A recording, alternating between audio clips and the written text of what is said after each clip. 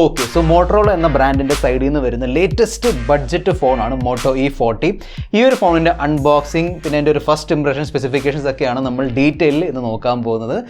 Motorola പറയുന്നതനുസരിച്ച് ഈ ഒരു ഫോണിൽ ഒരുപാട് എക്സ്ട്രാ ഫീച്ചേഴ്സ്, അതായത് നോർമലി ബഡ്ജറ്റ് ഫോൺസിൽ വരാത്ത ചില ഫീച്ചേഴ്സ് ഒക്കെ ഈ ഫോണിൽ കൊടുത്തിട്ടുണ്ട് എന്ന് മോട്ടറോള പറഞ്ഞിട്ടുണ്ട്. നമുക്കതെല്ലാം നോക്കാം. സോ വീഡിയോ അവസാനം വരെ കാണുക. നിങ്ങൾ കണ്ടുകൊണ്ടിരിക്കുന്നത് മിസ്റ്റർ പെർഫെക്റ്റ് ടെക് എന്ന യൂട്യൂബ് ചാനലാണ്.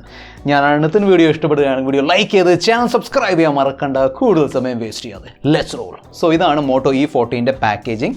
നമുക്ക് ഈ ഫോൺ പെട്ടെന്ന് അൺബോക്സ് ചെയ്യാം. ഇതാണ് main box contents. Obviously phone ഉണ്ട്, അതിനോടൊപ്പം തന്നെ 10 വാട്ടിൻ്റെ charger, type C USB cable, transparent silicone case, documentation and finally SIM ejector pin. So ഇതാണ് മോട്ടോറോളയുടെ മോട്ടോ E40. തീർച്ചയായിട്ടും ഇതൊരു ബഡ്ജറ്റ് ഫോൺ ആയതുകൊണ്ട് ബാക്കിൽ പ്ലാസ്റ്റിക് ആയിരിക്കും, നോ ഡൗട്ട്. പക്ഷേ എന്തോ ഒരു റബ്ബറൈസ്ഡ് പ്ലാസ്റ്റിക് പോലത്തെ ഒരു ഫീലാണ് കിട്ടുന്നത്. കുറച്ചും കൂടി ഒരു പ്രീമിയം എന്ന് പറയാൻ പറ്റില്ല, പക്ഷേ ബെറ്റർ ദാൻ ചീപ്പ് പ്ലാസ്റ്റിക്. പല കമ്പനികളും ഈ ബഡ്ജറ്റ് സെഗ്മെന്റ് വരുമ്പോഴത്തേക്കും ഭയങ്കര ചീപ്പ് പ്ലാസ്റ്റിക്കാണ് തരുന്നത്. പക്ഷേ ഇവിടെ കുറച്ചുകൂടി നല്ലൊരു പ്ലാസ്റ്റിക് തന്നിട്ടുണ്ട്. അതിനോടൊപ്പം തന്നെ എൻ്റെ മേളിൽ ആ ഒരു റിഡ്ജസ് വരുന്നുണ്ട്, ഒരു ആംഗിളാണ് കൊടുത്തിരിക്കുന്നത്. അതുകൊണ്ട് തന്നെ കയ്യിൽ നല്ലോണം ഗ്രിപ്പ് കിട്ടുന്നുണ്ട്. പിന്നെ അത്രയും പെട്ടെന്ന് സ്ക്രാച്ച് ഒന്നും വരില്ല. ഇനി സ്ക്രാച്ച് വന്നാലും അത്രയും പെട്ടെന്ന് നമ്മളത് അറിയില്ല. Okay, so that's good. നല്ലൊരു ബാക്കാണ് കൊടുത്തിരിക്കുന്നത്. ഒരു കോമ്പാക്റ്റ് ബിൽഡിൻ്റെ ഒരു ഫീൽ കിട്ടുന്നുണ്ട്. പിന്നെ ഒരു യൂണി ബോഡി ബിൽഡാണ് കൊടുത്തിരിക്കുന്നത്. അതിൻ്റെ അർത്ഥം എന്താണെന്ന് വെച്ചാൽ ബാക്ക് കവറും ഫ്രെയിമും സെയിം ആണ്. സോ ഒരേ കവറാണ് ഇങ്ങനെ വളഞ്ഞു വരുന്നത്. സോ തീർച്ചയായിട്ടും അതുകൊണ്ട് തന്നെ ഹോൾഡ് ചെയ്യാനും ആ ഒരു കംഫർട്ടബിൾ സ്മൂത്ത് ഫീലിംഗ് കിട്ടുന്നുണ്ട്.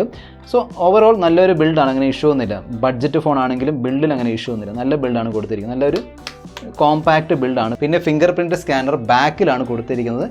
അതിൽ ആ ഒരു മോട്ടറോളയുടെ ലോഗോയും വരുന്നുണ്ട്. Okay, that's good.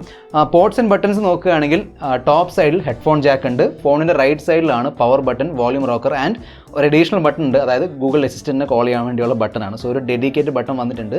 ആ ബട്ടണും പവർ ബട്ടണും കൺഫ്യൂസ് ആവാതിരിക്കാൻ വേണ്ടി പവർ ബട്ടണിൻ്റെ മേളിൽ ഒരു ചെറിയൊരു കുത്തുകുത്തല്ല, ഒരു വര കൊടുത്തിട്ടുണ്ട്. അവർ ഒരു പാറ്റേൺ കൊടുത്തിട്ടുണ്ട്. സോ നമ്മളിങ്ങനെ ആ ഒരു ബട്ടൺ ടച്ച് ചെയ്യുമ്പോൾ ക്ലിയർ ആയിട്ട് നമുക്ക് മനസ്സിലാവുന്നുണ്ട് അത് പവർ ബട്ടൺ ആണ്. So that's good. SIM tray left സൈഡിലാണ്. ബഡ്ജറ്റ് ഫോൺ ആണെങ്കിലും ടൈപ്പ് സി വരുന്നുണ്ട്. പല ബഡ്ജറ്റ് ഫോൺസിലും മൈക്രോ USB ആണ്. ഇപ്പോഴും മൈക്രോ USB ആണ് കൊടുക്കുന്നത്. ഇവിടെ ടൈപ്പ് സി വരുന്നുണ്ട്, മൈക്ക് ഉണ്ട്, പിന്നെ ബോട്ടം ഫയറിംഗ് സ്പീക്കേഴ്സ്. പിന്നെ IP52 വാട്ടർ റെപ്പലൻ്റ് ഡിസൈൻ ആണ് കൊടുത്തിരിക്കുന്നത്. 194 ഗ്രാം ആണ് ഈ ഒരു ഫോണിൻ്റെ വെയിറ്റ്. പിന്നെ അത്യാവശ്യം തിക്നെസ് ഉണ്ട്, 9.1 mm ആണ് തിക്നെസ്. 6.5 ഇഞ്ചിൻ്റെ ഒരു HD+ IPS LCD പാനലാണ് കൊടുത്തിരിക്കുന്നത്. സോ ഈ പ്രൈസ് സെഗ്മെൻറ്റിൽ LCD പാനൽ വരുള്ളൂ. HD+ ആണ് കിട്ടുന്നത്, ദാറ്റ്സ് ഓക്കെ. പക്ഷേ അഡീഷണലി 90 ഹെർട്സിൻ്റെ റിഫ്രഷ് റേറ്റ് വരുന്നുണ്ട്. സോ 10,000 താഴെ 90 ഹെർട്സിൻ്റെ റിഫ്രഷ് റേറ്റ് ഉണ്ട്, ദാറ്റ്സ് റിയലി ഗുഡ്. ആ ഒരു സ്മൂത്ത്നെസ് നമുക്ക് അറിയാൻ പറ്റുന്നുണ്ട്. നമ്മളിങ്ങനെ UI അങ്ങോട്ടും ഇങ്ങോട്ടും സ്ക്രോൾ ചെയ്യുമ്പം ആ 90 ഹെർട്സിൻ്റെ സ്മൂത്ത്നെസ് വരുന്നുണ്ട്. ഈ ഡിസ്പ്ലേക്കും ചുറ്റുമുള്ള ബെസൽസ് നോക്കുകയാണെങ്കിൽ ലെഫ്റ്റും റൈറ്റും അത്യാവശ്യം തിൻ ബെസൽസ് ആണ്. Top is also okay. ബോട്ടമിൽ ലേശം ചിഹ്നുണ്ട്. നോർമലി ബഡ്ജറ്റ് ഫോൺസിൽ ഡ്രോപ്പ് നോച്ച് ഡിസ്പ്ലേ ആണ് വരുന്നത്, അതായത് സെൽഫി ക്യാമറയിൽ ഡ്രോപ്പ് നോച്ച് ആയിരിക്കും. പക്ഷേ ഇവിടെ പഞ്ച് ഹോൾ ക്യാമറയാണ് കൊടുത്തിരിക്കുന്നത്. എന്ന് പറഞ്ഞാൽ ഒരു മിഡ് റേഞ്ച് ഫോണിൻ്റെ ലുക്ക് കിട്ടും ഫ്രം ദ ഫ്രണ്ട് സൈഡ്. ഞാൻ ചെക്ക് ചെയ്തപ്പോൾ വൈഡ് വൈൻ L1 സർട്ടിഫിക്കേഷൻ കാണിക്കുന്നുണ്ട്. So wide wine L1 certification വരുന്നുണ്ട്. പക്ഷേ ആമസോൺ പ്രൈമിൽ ഞാൻ വീഡിയോ സ്ട്രീം ചെയ്ത് നോക്കിയപ്പോൾ HD വരുന്നില്ല, നോർമൽ സ്റ്റാൻഡേർഡ് ഡെഫിനേഷൻ മാത്രമേ വരുന്നുള്ളൂ. സോ സർട്ടിഫിക്കേഷൻ ഉണ്ട്, പക്ഷേ ആമസോൺ പ്രൈമിൽ നോർമൽ ക്വാളിറ്റി വീഡിയോസ് ആണ് കാണുന്നത്. 4GB 64GB ആണ് single Ram storage variant. LPDDR4X Ram ആണ് കൊടുത്തിരിക്കുന്നത്. സ്റ്റോറേജ് ടൈപ്പ് eMCP ആണ്, അതായത് eMMC അല്ല, UFS അല്ല. അതിൻ്റെ രണ്ടിൻ്റെ നടുക്ക് വരുന്നൊരു സംഭവമാണ് eMCP. ഓക്കെ, രണ്ടിൻ്റെ ഒരു മിക്സ്ചറാണ്. സോ നോർമലി ഈ പ്രൈസ് സെഗ്മെൻറ്റിൽ eMMC സ്റ്റോറേജ് ആണ് ബ്രാൻഡുകൾ തരുന്നത്. ഇവിടെ eMCP വരുന്നുണ്ട്. സോ അതും ഒരു പ്ലസ് പോയിൻ്റ് ആണ്. 2+1 സിം സ്ലോട്ട് ആണ് കൊടുത്തിരിക്കുന്നത്.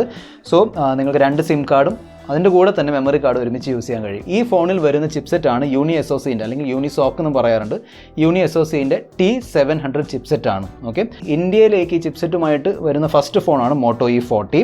സോ പുതിയൊരു പ്രോസസ്സർ ചിപ്സെറ്റ് ആയതുകൊണ്ട് നമുക്ക് ആ ഒരു അറിയില്ലല്ലോ എവിടെയാണ് ഇത് പ്ലേസ് ചെയ്യേണ്ടത്. സോ ഞാൻ പറഞ്ഞുതരാം. നമ്മുടെ G70 ഉണ്ടല്ലോ, മീഡിയാടെക് G70 ആൻഡ് G80ൻ്റെ നടുക്കാണ്.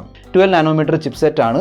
അതിനോടൊപ്പം തന്നെ ഇതിൽ സ്റ്റോക്ക് ആൻഡ്രോയിഡ് എക്സ്പീരിയൻസ് ആണ് വരുന്നത്. Android 11 ഉണ്ട് വിത്ത് സ്റ്റോക്ക് ആൻഡ്രോയിഡ് എക്സ്പീരിയൻസ് ആയതുകൊണ്ട് അതിൻ്റെ മേളിൽ ഈ എക്സ്ട്രാ UI ലോഡൊന്നും വരുന്നില്ല. അത് 1UI, MIUI, Realme UI എന്തും ആയിക്കോട്ടെ, ആ ഒരു എക്സ്ട്രാ ലോഡ് ഇല്ല. അതുകൊണ്ട് തന്നെ നല്ല സ്മൂത്ത് എക്സ്പീരിയൻസ് ആണ് കിട്ടുന്നത്. പിന്നെ ആക്ച്വലി നോർമലി എന്താ ചെയ്യുന്നതെന്ന് വെച്ചാൽ, നോർമലി ഞാനൊരു ഫോൺ സ്വിച്ച് ഓൺ ചെയ്തതിന് ശേഷം ആപ്പ് ഡ്രോറിലേക്ക് പോകും. കാരണം ആ ഒരു ചടങ്ങുണ്ടല്ലോ, ബ്ലോട്ട്വെയർസ് എടുത്ത് കളയുന്ന ചടങ്ങ്. ഞാൻ ഇവിടെയും പോയിരുന്നു. പിന്നെ ഞാനിങ്ങനെ വിചാരിച്ചത് ഓക്കെ, ഇതൊരു സ്റ്റോക്ക് ആൻഡ്രോയിഡ് എക്സ്പീരിയൻസ് ആണല്ലോ, സോ ബ്ലോട്ട്വെയർസ് ഉണ്ടാവില്ല. സോ അതും ഒരു പ്ലസ് പോയിന്റ് തന്നെയാണ്. ബ്ലോട്ട്വെയർസ് ഇല്ല, ആഡ്സ് ഇല്ല, അങ്ങനത്തെ ഡിസ്റ്റർബൻസ് ഒന്നുമില്ല. ഈ ഫോണിൻ്റെ ഗെയിമിംഗ് പെർഫോമൻസ് നോക്കുകയാണെങ്കിൽ ആ ഒരു G70 G80 ചിപ്സെറ്റ് ഉള്ള ഫോൺസിൻ്റെ അതേ ഗെയിമിംഗ് പെർഫോമൻസ് ആണ് ഇവിടെയും കിട്ടുന്നത്. അതായത് BGM ഒക്കെ എടുത്ത് നോക്കുകയാണെങ്കിൽ സ്മൂത്ത് അൾട്ര 40 FPS ഓപ്ഷൻ കിട്ടുന്നുണ്ട്. ബട്ട് ഓബ്വിയസ്ലി ബഡ്ജറ്റ് സെഗ്മെൻറ്റിലുള്ള അൾട്രേൻ്റെ പെർഫോമൻസും ഹയർ മിഡ് റേഞ്ച് സെഗ്മെൻറ്റിലുള്ള അൾട്രയുടെ പെർഫോമൻസ് ഒന്നും വ്യത്യാസമുണ്ട്. സ്റ്റിൽ അത്യാവശ്യം ഗെയിമിംഗ് പെർഫോമൻസ് കിട്ടുന്നുണ്ട്. അവിടെ ചെറിയ ഫ്രെയിം ഡ്രോപ്സ് ഒക്കെ വരുന്നുണ്ട്. Still overall it's okay. ഈ ഒരു ഫോണിൻ്റെ പ്രൈസ് കാറ്റഗറി വെച്ച് നോക്കുമ്പോൾ അത്യാവശ്യം സ്മൂത്ത് പെർഫോമൻസ് കിട്ടുന്നുണ്ട്. ഈ ഫോണിൽ 48 മെഗാ പിക്സലിൻ്റെ ട്രിപ്പിൾ ക്യാമറ സെറ്റപ്പ് ആണ് വരുന്നത്. 48+2+2. സോ അൾട്രാ വൈഡ് വരുന്നില്ല. സോ എനിവേ 48+2+2 ആണ് വരുന്നത്. 48 മെഗാ പിക്സൽ പ്രൈമറി ക്യാമറയുടെ പെർഫോമൻസ് ഓക്കെ ആണ്. അത്യാവശ്യം ലൈറ്റ് ഒക്കെ ഉണ്ടെങ്കിൽ ഡീറ്റെയിൽസ് ഷാർപ്നെസ് ഒക്കെ വരുന്നുണ്ട്. ലൈറ്റ് കുറയുമ്പം ചെറിയ രീതിയിൽ സോഫ്റ്റ്നെസ് കയറി വരുന്നുണ്ട്. പിന്നെ ബഡ്ജറ്റ് ഫോണാണ്. സോ ഞാൻ കൂടുതൽ ഡീറ്റെയിൽസിലേക്ക് ഇറങ്ങി അനലൈസ് ചെയ്യുന്നില്ല. Okay, it's okay.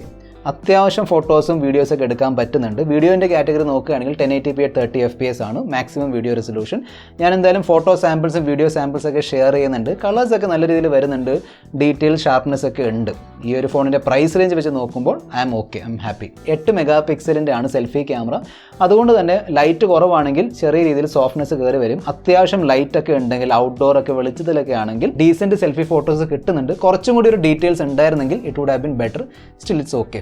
സോ ഇതാണ് മോട്ടോ E40ൻ്റെ selfie video camera performance. 1080p at 30 FPS ആണ് മാക്സിമം വീഡിയോ ക്വാളിറ്റി. ഓക്കെ ആണെന്ന് തോന്നുന്നു. ബാക്ക്ഗ്രൗണ്ട് ലൈറ്റ് ഉണ്ടെങ്കിലും അത്യാവശ്യം ക്ലാരിറ്റി ഉണ്ട്. പിന്നെ 8 മെഗാ പിക്സലിൻ്റെ ഒരു ക്യാമറ ആയതുകൊണ്ട് ആ ഒരു ക്ലാരിറ്റി കിട്ടും. 5000 mAh ഒരു വലിയ ബാറ്ററിയാണ് കൊടുത്തിരിക്കുന്നത്. കൂടെ 10 വാട്ടിൻ്റെ ചാർജറാണ് വരുന്നത്. തീർച്ചയായിട്ടും നല്ലൊരു ബാറ്ററി ബാക്കപ്പ് കിട്ടും. 5000 mAh ബാറ്ററി ഉള്ളതുകൊണ്ട് നല്ല ബാറ്ററി ബാക്കപ്പ് കിട്ടും. പക്ഷേ അതേ സമയത്ത് ചാർജ് ചെയ്യാനും സമയമെടുക്കും. സോ ഓവർനൈറ്റ് ചാർജിങ് ആയിരിക്കും ബെസ്റ്റ് ഓപ്ഷൻ. ഹെഡ്ഫോൺ ജാക്കിൻ്റെ ഫീച്ചർ വരുന്നുണ്ട്. പെർഫോമൻസ് ഓക്കെ ആണ്. പിന്നെ സിംഗിൾ ബോട്ടം ഫയറിംഗ് സ്പീക്കേഴ്സ് ആണ് കൊടുത്തിരിക്കുന്നത്. ഞാനിപ്പോൾ ലൈവായിട്ട് ഇതിൻ്റെ ഒരു പെർഫോമൻസ് കാണിച്ചു തരാം.